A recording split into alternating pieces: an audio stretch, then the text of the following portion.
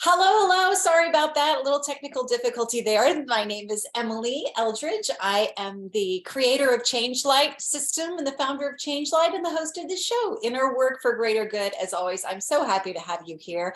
Thanks for coming.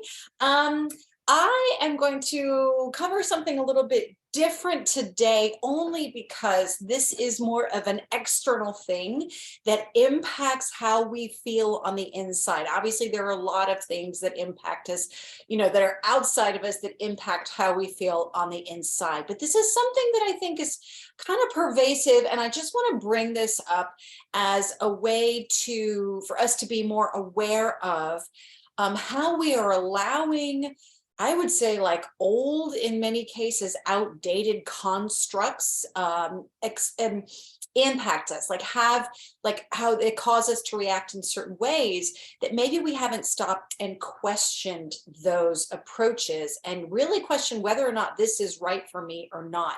And one of the reasons why we might not question is because we are so steeped in certain cultural norms or certain norms when it comes to work or family. I mean, there are all kinds of norms that may be familiar or seem normal, but they're really not, or they're just not healthy. Like, we have to look at some of these things that we take for granted, that we assume this is the way it always is, or this is the way it always has to be, or that we have to adjust to the way the world is, or the way certain, families or communities, operate or approach things. We're so used to that, but it's still really important to step back and say, okay, that might work for them, or maybe that's the way it's always been done. But does that work for me? Is that the way I want to do it? Is that the way I want to live my life?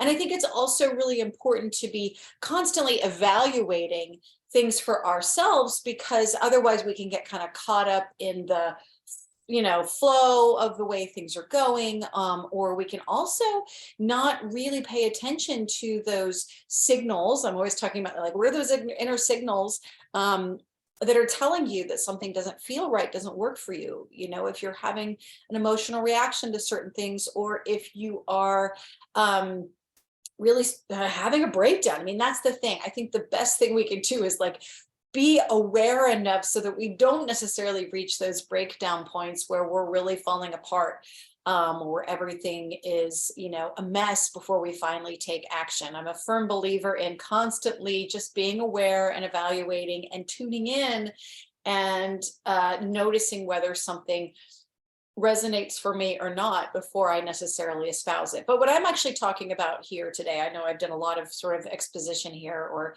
generalized thoughts, but what I'm talking about here is something that a lot of us really are steeped in, and I would say especially those of us in the American culture, United States, Western culture in general has a lot of this. And actually, I shouldn't generalize and say it's just Western. I mean, you could say that certain Asian cultures have this as well. But I just, and it's kind of everywhere. I go, okay, I should just stop putting,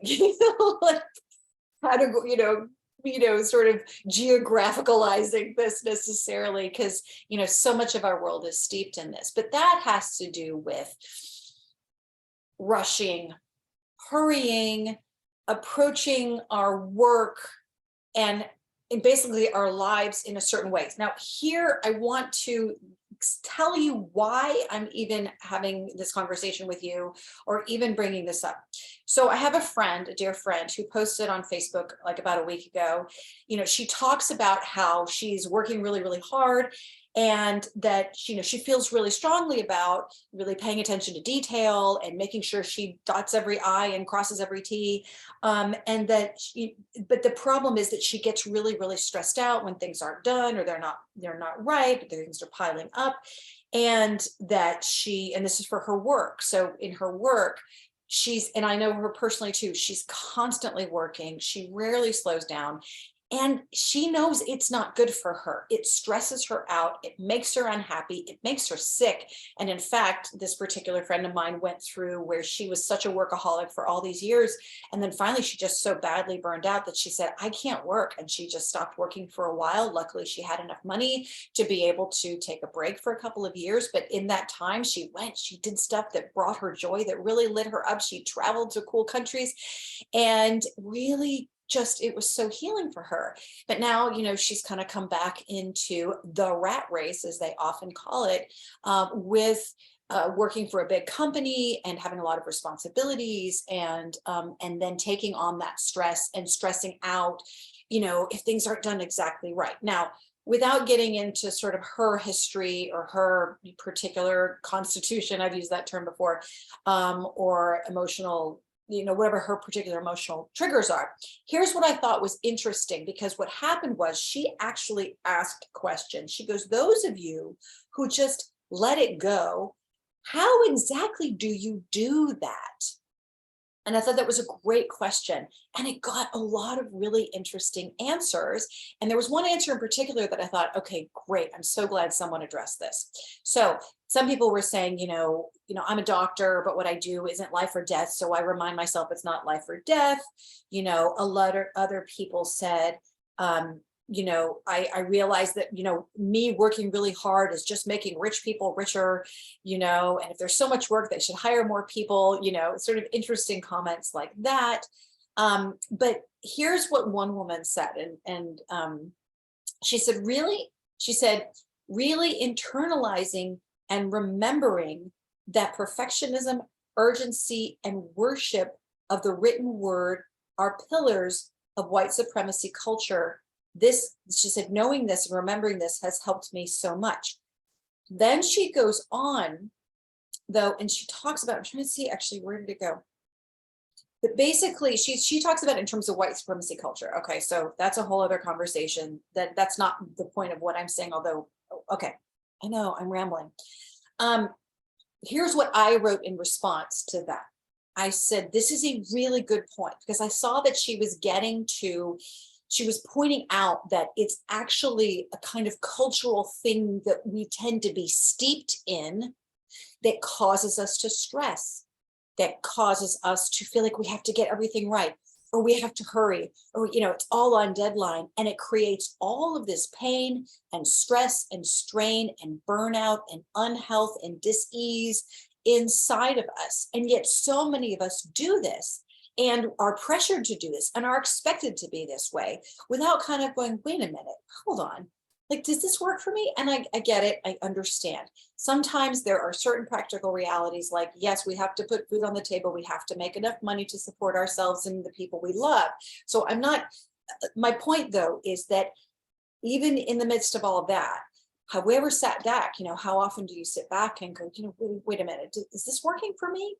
And to even consider that, maybe it could mean staying in the same job, but you do it in a different way or what have you. That's a whole other conversation. But what I said in response is, this is a really good point and something I've reminded myself of too, true story, that all of the rush, stress, pressure, anxiety of our society is manufactured, literally and figuratively. Manufactured, literally and figuratively. It's BS. Nature isn't hurrying us up or putting pressure on us. We or others are. It's all a sick construct by which we've been toxified. Usually, yes, just to help someone else make a lot more money. Of course, it's to help ourselves make more money. But I also thought that was a good point. In other words, that sometimes, especially if you're working in a big company or organization, or you work for them, with your consultant or what have you, there's all this stress, there's all this pressure, there's all this hurry up and go, there's all this, we got to get it done now. How often do you sit back and go, is it really? Is that true? Do I really have to get it done that quickly? Do we really need to be moving this fast? And on a bigger way, why are we moving so fast?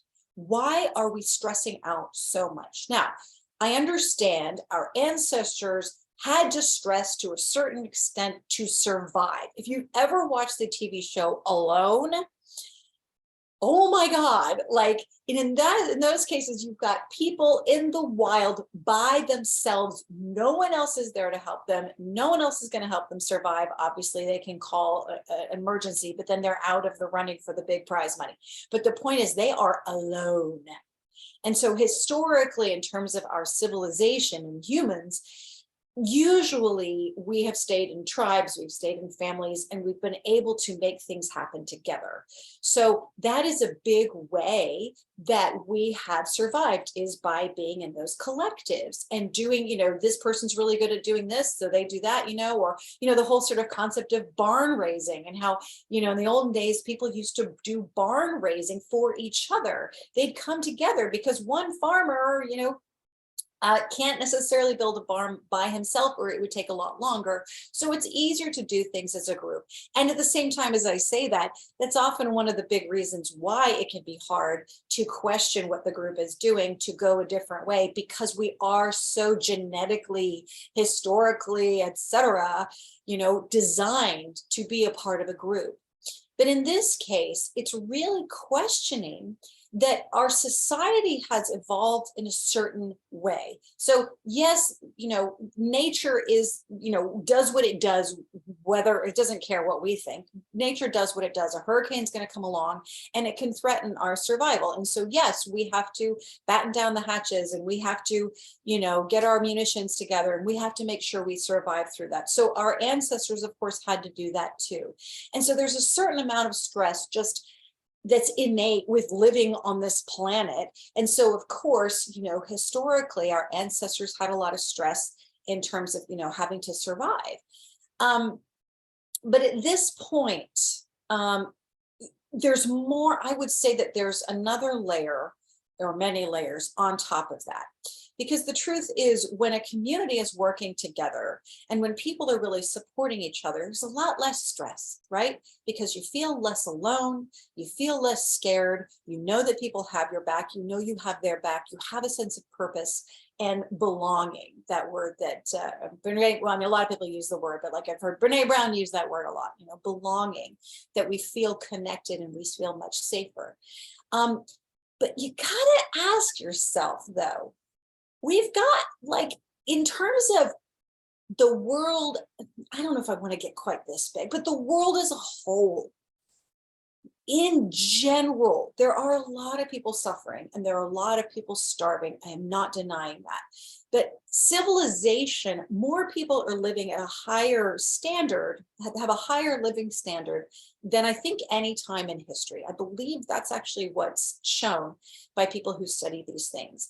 And yet there's still this, we got to hurry, we got to do it, we got to go faster, there's all this stress and all this competition. And what I really appreciated about this woman making this point, and why I echo her sentiments, but in a little bit different way, is that she basically said all this stress, this pressure, this anxiety that our friend is feeling, and that, she's putting on herself, or she's absorbing, maybe from the company she works for, that it's artificial. It's a construct. That if you really strip all that away, is nature really like what's left? Nature and humans, and we're trying to survive. But the reality is, is it nature or the spirit world, whatever your beliefs are? Are they the ones? Where is this pressure coming from? Really? Where is the stress? Where coming from? Where are the causes of that stress coming from? Really? And the more you look at it, the more you realize, you know what? Yeah, this is BS. That so much of what we unconsciously do and how we live our lives that cause us stress, so much of that is manufactured and imposed on us, and we've been steeped in it. Why? Usually to make more money, usually to compete with someone else and try to win in some kind of competition against some other company or whatever. Sometimes it is to try to save the world, right? I mean, or to try to make a difference. But as I'm always saying, in terms of if you really want to have a positive impact on the world, you got to take care of yourself. And part of that taking care of yourself is questioning how you're going about things and questioning where that's coming from and why that's there. And often what I usually focus on is the inner triggers or the wounds from childhood and all those other things that cause us to behave and react in certain ways or that fuel those things. But in this case, it's more about looking at, well, how is the society or the community and all of their sort of attitudes about work or about, a woman's role or any of these other things, how much are these just artificial constructs that aren't necessary? And not only are they not necessary, they're toxic, they're wounding, they're hurtful, they're painful, they're also counterproductive. Because if we are in constant competition with our fellow human beings, then we're not in collaboration. And when someone using the term, using this analogy of a barn raising, in barn raising, I mean, look, I've never done barn raising and I don't know about the culture of barn raising, but let's just say maybe there might have been some fun competition between, the different builders who were building one wall versus another wall and trying to do it the best way they could, or I don't know, maybe there was some healthy, fun competition, but ultimately, what is it about? It's about collaboration. It's about community. It's about support. And while there is some pressure to build that, raise that barn for the sake of that family that's going to need it and use it, maybe before the winter hits and stuff. Sure, there are some built-in pressures and timings that nature in general does, create or that we have to deal with. But on a day-to-day basis, and even in terms of the way we have allowed, how society has evolved, so much of it is artificial, it is anti-beneficial, and it is disease-causing, it is sickening, it is toxic, it is not healthy, and it's contrary to the way a lot of us are made. I mean, why do you think there's so many meditation programs and mindfulness programs and flow programs where you can slow down and relax? Because people are going too fast, faster than most of us are designed for. There are some people who move fast, and that's great, but they shouldn't expect everybody else to move just as fast. Just as someone else who moves slower shouldn't necessarily expect everybody else to move just as slow. But there needs to be a healthy balance and consideration for the needs of the self as we go through lives and we're in these different environments and in these, in our own society or family or community or what have you. But I mean, really the nature of my comment and the other woman's comment was about the societies we're living in and how, she called it white supremacist. I mean, I would agree with her that yes, white supremacy is created a lot of problems, let's put it that way, white male dominant supremacy, or I don't want to use the term supremacy, sorry, but white male domination. And that is nothing against white men. That is just historically, that is the reality that has, for the most part, they've been the dominant group. But again, that also gives us that opportunity. It's not about vilifying or demonizing white men. It's saying, okay, so, a lot of our societies have grown, have sort of evolved into this or become like this.